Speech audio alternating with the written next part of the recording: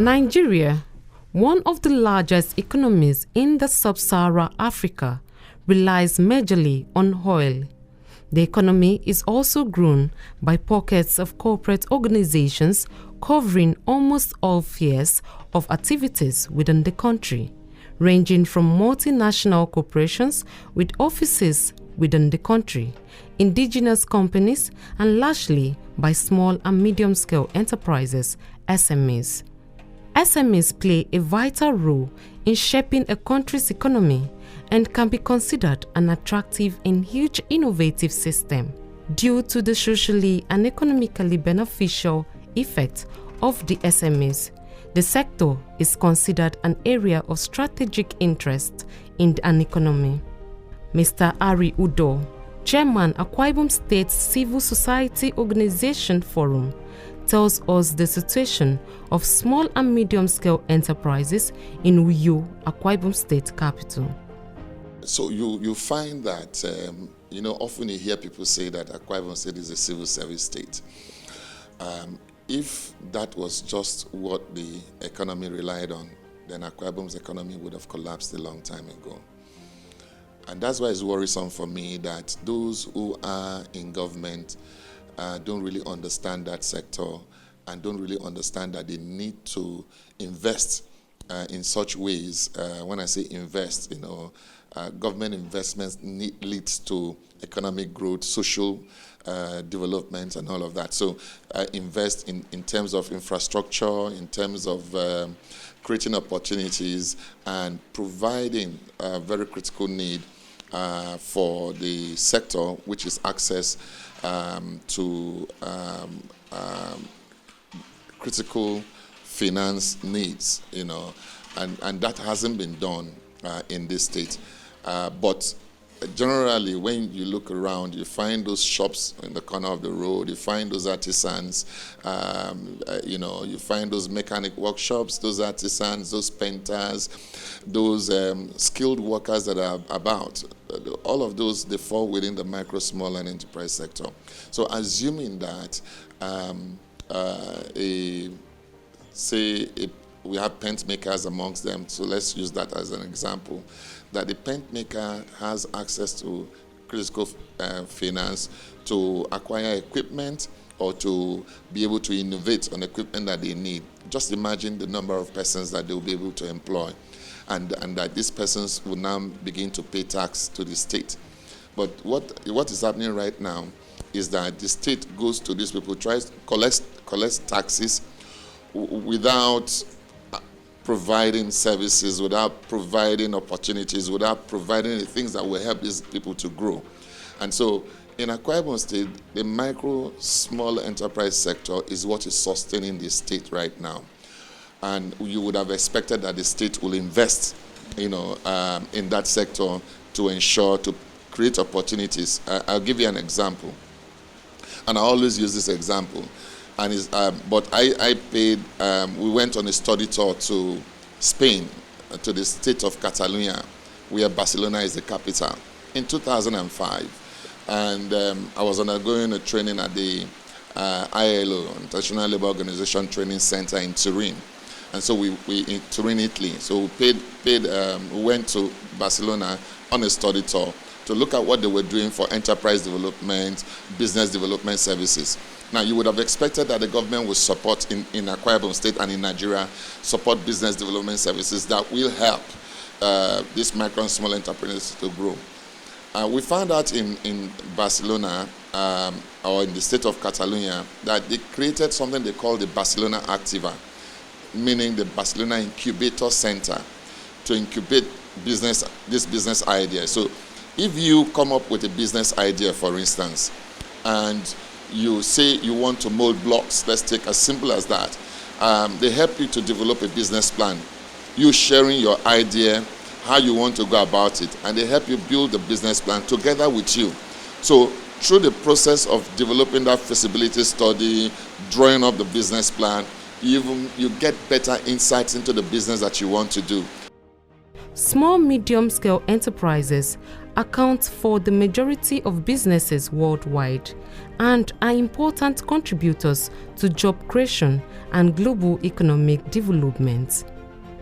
They represent about 90% of businesses and more than 50% of employment worldwide. Small and medium enterprises are cottage businesses, or if you refer to them, I like to refer to them as micro, small and medium enterprises. Now, because especially the micro and small enterprises, I would say is the bedrock of Nigeria's economy. Micro and small enterprises contribute to 61% of Nigeria's GDP right now. And they are the largest employers of labor when you add the medium enterprises in the country. They employ over 70% of the employed in the country right now. And so they play a very key role in creating wealth, in building up the GDP of the nation, in productivity, in helping to ensure that we do not import so much by the little things that they produce. And then, of course, it is the bedrock for creativity, for innovation, for technology training, for entrepreneurship training, and all of that. So it's for any nation, micro, small, and medium enterprises provides for advanced nations over 50% of employment and over 50% of the GDP of the nation. So developing nations is even much higher. Like, for instance, in Nigeria, it's well over 61% as it is right now. And that's why some of us always advocate, and knowing governments try to ensure that they provide opportunities for the micro, small, and medium enterprise sector to grow, because the growth of that sector culminates in the growth of the economy of that nation or state. Access to finance is a key constraint to SME growth. It is the second most cited obstacle facing SMEs to grow their businesses in emerging markets and developing countries. Right now, it is still needful that we have some sort of incubator center that prepares these entrepreneurs, hone their skills, create a network of opportunities, for instance, where they can come together. Investors come in, see what they are doing, and want to invest in their businesses, so that they can get what we call angel capital. All right, so people who just come and say, okay, I like what you're doing, I'm going to put ₦1 million, I'm going to put 10 million naira in it, and I'll get my money back in 3 years with X amount of profit. In the course of that 3 years, I'll be sharing profit with you. Those things are available. Now, the state is to drive those kinds of things, and they haven't done that. And that's why our MSC sector still remains quite informal. So just imagine that you are able to bring all of these micro and small enterprises into the tax net. And that's one of the things that the federal government did recently when they said, come and register your company for free. All they are doing is trying to bring you to the formal sector, introduce you to the formal sector, open your bank account so they can trace you and all of that from your bank account. And then, of course, as they support you, you fall into the tax net already, and they can tax you based on your profits and all of that. Now, the state government needs to recognize that and to leverage on that to be able to, because the wealth of a state, the wealth of a nation is directly proportional to the wealth of the individuals in that state, to the wealth of the businesses in that state. The MSME plays a very critical role and is what is sustaining the Akwa Ibom state economy. And yet, the government have not been able to leverage on it. I keep hearing, foreign direct investment and all of that. As far as I'm concerned, that's balderdash. They should focus on these people here. Look, when this person that is molding blocks is able to employ 10 more people, and another one there employs another 10, you reduce the employment rate. The unemployment rate in the state is higher than the national average at 40-something%. All right, so, and it's the second highest in the country, comparing with Imo State. And you know the problem in Imo State right now, and that's why you have that. So for Akwa Ibom State that has, it's about the most peaceful state in the country right now. So for us to have that high rate of unemployment, is to say the least shameful. High and multiple taxation is also cited as one of the challenges facing small and medium-scale enterprises in Akwa Ibom State. In the state, we did a survey sometime, there's a preponderance of multiple taxation. So you hear development levy, you hear all kinds of taxes coming up and all of that. The keke drivers are taxed, in such a way that, and that reflects in the cost of transportation as well. Even the petroleum, the fuel economy, where we go to buy fuel, in Akwa Ibom State is higher than any other state around us. So all of those contribute to what it is. So the taxation, there's issue of multiple taxation, there's issue, so you have multiple layers of taxes, local government taking taxes from the same people, state government taking taxes from the same people, and then they have to also pay tax on their income. This multiple taxation is burdensome on the people, and it does not allow for growth and prosperity. It's retrogressive, in a sense, because it keeps, the money that you would have, surplus you would have had to reinvest in your business, you've had to pay taxes, and yet you have to procure your own electricity, and yet you have to make your own road. You will see there's a lighting project going on this street. It's done by an individual who just feels that the street where he lives should be lighted up. All right. Those are things that government should do: provide water, provide access roads, and provide the necessary infrastructure that enables businesses to thrive. There is no electricity. All right, sometimes they say you can't blame the state government for that, but thankfully now those things have been removed from the exclusive list and placed on the concurrent list. So state governments needs to look for. We have the Ibom power. We should begin to find ways of ensuring that there's enough power for businesses to begin, to grow in the state. These are things that government should do. When you collect taxes, provide services that enables these businesses to thrive. That's what they aren't doing right now. And so the taxes on these people becomes burdensome when they have to pay those multiple taxes, and then again have to now also provide, the infrastructures that they need. And that's why somebody sang the other time and said, we are our own local government, all right, because, you provide your electricity, provide water and stuff like that. But if we had reticulated water, I don't need to sink a borehole. If we had electricity, I don't need to have 2-3 generators in my business place to run my business. All of that are costs that is keeping the businesses down. And those costs, if they were removed, those surpluses can be plowed back in the business and enables the business to grow, employ more people, generate wealth, because that's the major contribution of micro and small enterprises: generating wealth, creating prosperity, contributing to the productivity of the state or nation, and contributing to increasing the GDP.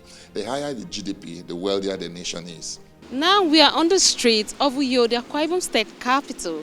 Let's talk to business operators on the effects of cash crunch and taxation on their businesses. As you can see, now my business with these are the figures here, and also they say accessories here too. We thank God, though, say no day easy since this cashless policy it really affect us, but so much thank God for now. Everything don't do okay. Everything don't go back to normal, but no be as before again. And we still open on this our government now. If they go still do go back the way it been there before again. So that one you should know there for that one. If not that one, now sure all these area boys they stay here, they disturb us way. Like unlike yesterday, they enter here, start to say we must pay land fee, we must pay homage. They always they disturb us like this. I not just understand. Yesterday they come here, they claim me. They say they will claim me 1,000 naira. I can't say waiting up when they say now for land fee, homage. So that's what they do every ending of the month. Mrs. Christiana Effiong is a computer operator based in Uyo. She tells us how business has been for her so far. I've been about maybe 15 years now. This computer business, typing, printing, photocopying, laminating. We did a lot of typing work here. So like, let me say, 10 years ago, we don't have problem. But for now, there is a problem. Business cannot move here again because of this school. The business cannot move again. The school's gate here has locked. Your University of Uyo, this first private entry, they have locked the gate now for about 1 year now. So business cannot move in Ikpa Road again. Here in Ikpa Road. I don't know. We don't know the reason why they lock the gates. We pay, and there are so many fake tax. I'm telling you, 30,000, 15,000. They will come in different types, different types of receipt. They will drag you to pay, and they will still be coming to disturb you to pay the tax.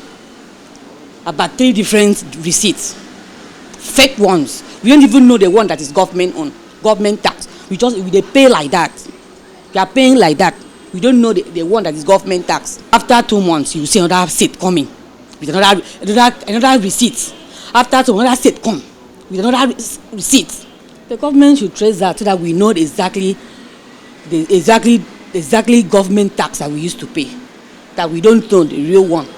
Let them investigate the real one, the real tax. Let us know the one that's real, the one that is from government. You understand? And the fake ones. Mr. Edwin Anichu is a fashion designer. He is of a different opinion on taxation, but laments poor electricity supply in the state, which he said has affected his business adversely. I'm a fashion designer, also for men and for women, partly women, but mainly we sew men's clothes. Business has been good. But then we have some setbacks if we do not have our customers that are coming from outside this area. Business is low. And we have people from local government that comes every year. Revenue, like 3 or 2 people. And our signboard, why we are not mounting it is because immediately we mount it, they will come and disturb about that. That they collect once in a year. Each of these revenue they collect once in a year, 2,000 and above. Our main issue here is NEPA lights. Then if we can see like grant, loan from government, it will really help us to go on in business. Other business operators shared their experience. I do online activities inside the school. I help students pay their school fees, register their courses, and probably the postgraduate students, they do all their online activities. Yeah, the cashless policy affected us very well because some students do get cash from their parents to come pay their school fees. When they come, they give you cash and you make the payments for them. But during the cashless policy, it really affects students by, for example, a student will come around and tell you, okay, I don't have money, and there's no money, there's money in the bank, but we cannot go to the bank to withdraw money and come so we can pay our school fees. The government should look into the cashless policy has been one of the factors that affect the people in the society. Because if there is much cash, if there is cash in circulation, there are so many things that people are not supposed to be wasting their money on. For example, during the cashless policy, people were ordering boats where you're supposed a transportation you're supposed to pay 15 naira inside the school. You end up paying 500 naira because you want to use boats. You don't have cash. The money is in your account. You want to do transfer. A normal KK driver can't get a transfer from you. I have different POS outlets, and I also deal with buy Bitcoin and BTCs online. Looking at the fact that essentially most Nigerians here just want a better life. And if you cannot get a better life from the government, at least just don't make us less privileged of having these basic necessities, because starting up a business in you now and making tax collector come down and collect your money and everything, I don't believe that the government should just look out for all those people that sells and try and make sure that we have easy access to sell our products. Governments have been charged to provide policies that can boost small and medium-sized enterprises, increase power supply, and be proactive to other challenges facing SMEs in the country. Don't forget that SMEs is one of the measures to eradicate poverty and contribute to the growth and development of any society. I am Esther Otoyo. Enjoy the rest of our program on Spectrum Television.